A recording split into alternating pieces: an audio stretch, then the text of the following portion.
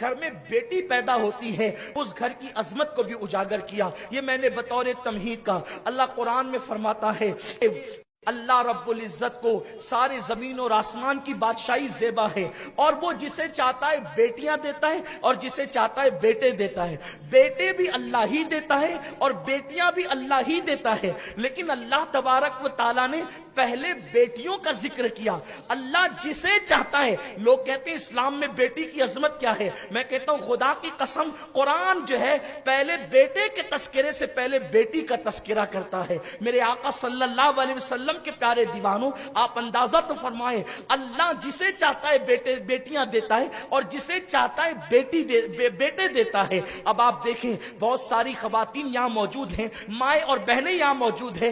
بیٹی کی پیدائش پر باپ سے زیادہ تکلیف ماں کو بھی ہوتی ہے. ماں کا بھی منہ اتر جاتا ہے، ماں کا بھی چہرہ اتر جاتا ہے. او ہو، پہلے تو بیٹی تھی، اب یہ بیٹی کہاں سے آ گئی؟ دوسری تو تھی، تیسری کہاں سے آ گئی؟ میں کہتا ہوں میری بہن، اگر تیری پیدائش کے موقع پر تیرے ماں باپ بھی یہ کرتے تو تیرا کیا حال ہوتا؟ تو بھی تو بیٹی ہی ہے نا. اگر تو 50 سال کی ہو جائے، 70 سال کی ہو جائے، تو کچھ بھی کہلائے، مگر اصل تو پہلے تو بیٹی ہے کسی کی. تیرے ماں باپ کے لیے تو بیٹی ہے. اس لیے بیٹی سے چڑھنے والوں، بیٹی سے نفرت کرنے والوں، بیٹی کو بوجھ سمجھنے والوں، بیٹی کو معاذ اللہ اپنے لیے آر سمجھنے والوں، بیٹی اللہ کی رحمت ہے. مصطفیٰ کریم رؤوف الرحیم صلی اللہ علیہ وآلہ وسلم ایک مرتبہ ایک سفر پہ تشریف لے جا رہے ہیں. آقائے کریم صلی اللہ علیہ وسلم کے ساتھ حضور کے صحابہ بھی موجود ہیں.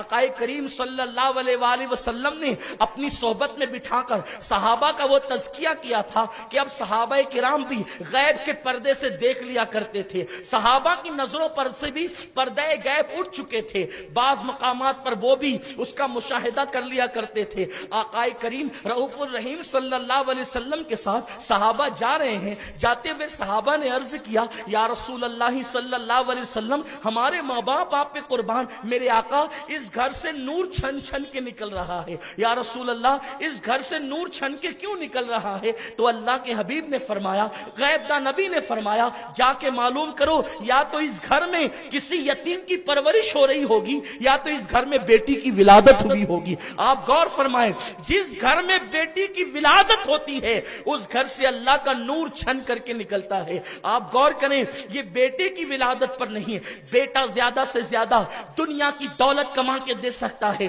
بیٹا زیادہ سے زیادہ دنیا میں تمہارا نام بلند کر سکتا ہے. یقیناً بیٹے کی بھی اہمیت ہے. بیٹا زیادہ سے زیادہ تمہاری نسل کی بقا کا ذریعہ ہو سکتا ہے، لیکن رحمت خدا جس سے ملتی ہے اسے بیٹی کہتے ہیں. جنت کی بشارت جس سے ملتی ہے اسے بیٹی کہتے ہیں. مصطفیٰ جان رحمت کا قرب جس سے ملتا ہے اسے بیٹی کہتے ہیں. دنیا دار ممکن ہے اس کے نزدیک یہ اہمیت نہ ہو کہ نبی کا قرب ملتا ہے، جنت ملتی ہے، رحمت کی بشارت ملتی ہے، جنت کا مزدہ جافزہ ملتا ہے.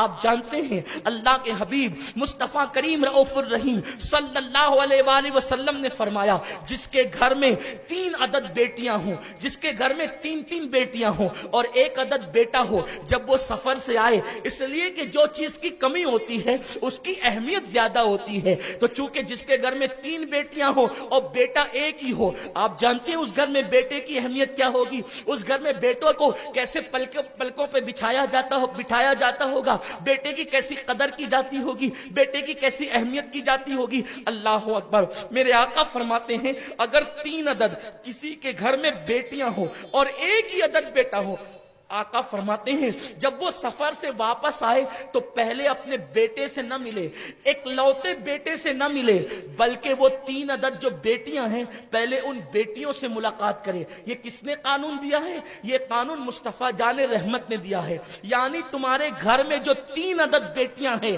1 عدد ایک لوتے بیٹے سے پہلے مت ملنا. جب سفر سے آؤ تو پہلے اپنی بیٹیوں سے ملنا. اور آقا کریم صلی اللہ علیہ وسلم فرماتے ہیں اگر سفر میں تم نے کوئی تحفہ خریدا ہے اور تم کوئی تحفہ لائے ہو تو پہلے تحفہ بیٹے کو مت دینا، بلکہ تحفہ پہلے بیٹیوں کو دینا، اگرچہ وہ 3 ہو، ان کی تعداد زیادہ ہو، اگرچہ بیٹا اکلوتا ہو۔ تم جب سفر سے تحفہ لے کر کے آؤ تو پہلے بیٹے کو مت دینا، آقا کریم فرماتے ہیں پہلے بیٹی کو تحفہ دینا۔ اور پھر میرے آقا کا فرمان سنو، اپنی ماں اور بہنوں سے کہتا ہوں مچل جاؤ، بے شمار درود و سلام ہو اس آمینہ کے لال پر جس نے بیٹی کو کتنا بلند مقام عطا کیا ہے۔ آقا کریم صلی اللہ علیہ وسلم فرماتے ہیں جب تم سفر سے واپس آؤ اور تحفہ لے کر کے آؤ، ایک لوتے بیٹے کو پہلے تحفہ مت دینا، بلکہ پہلے تحفہ اپنی بیٹیوں کو دینا۔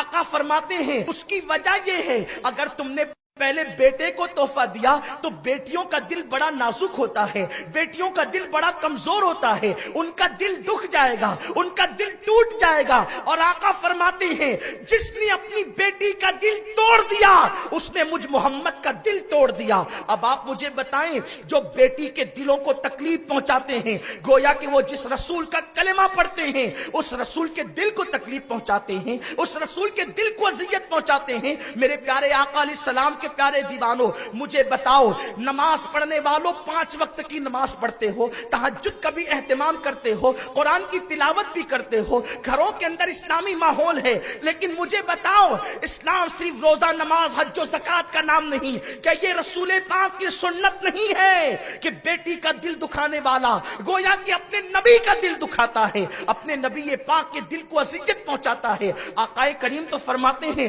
پہلے بیٹے کو تحفہ مت دو، پہلے بیٹی کو تحفہ دو۔ اللہ اکبر۔ اور میرے آقا صلی اللہ علیہ وسلم نے ایک محفل میں ارشاد فرمایا جس کے گھر میں 3 بیٹیاں پیدا ہو، حضور نے شروعات کی ہے 3 بیٹیوں سے۔ آقا فرماتے ہیں جس کے گھر میں 3 عدد بیٹیاں پیدا ہو اور وہ خوشی کرے، خوشی کا مطلب یہ کہ دل سے، گلی والوں کو بتانے کے لیے نہیں، اندر سے جل رہے ہیں اور سامنے سے اظہار کر رہے ہیں۔ مولانا کہہ رہے تھے بیٹی پیدا ہوتی تو جلیبی تقسیم ہوتی ہے۔ مولانا یہ پہلے کی بات ہے، اب تو جلیبیاں بھی تقسیم نہیں، اب تو 3-4 دن تک کے بتایا بھی نہیں جاتا کہ پیدا کیا ہوا ہے، یہ بہت پرانی بات ہو گئی۔ اور اگر جلیبی بھی تقسیم ہوتی ہے تو اس خوف سے ہوتی ہے کہ چلو بانٹ دو ورنہ لوگ کہیں گے بیٹی اچھی نہ لگی، اس لیے نہیں کہ بیٹی کی خوشی میں، خوشی دل کی کیفیت کا نام ہے، جس کو اختیار نہیں ہے وہ بے اختیار اچھل پڑتی ہے اور چہرے کھل جاتے ہیں۔ وہ جو بے اختیار چہرے کھلتے ہیں نا، وہ بیٹیوں کی ولادت پر اب کہاں ہے؟ اب تو جیسے بیٹی کی ولادت کی خبر سنتے ہیں تو سر چکراتا ہے، آنکھوں میں اندھیرا آتا ہے، اس کی شادی کون کرے گا، داماد کیسا ہوگا، یہ کیسا ہوگا۔ نادان، تو نے بیٹی کو جنم دیا ہے، اس کی تقدیر کو تو نے جنم نہیں دیا، تقدیر تو خدا لکھتا ہے۔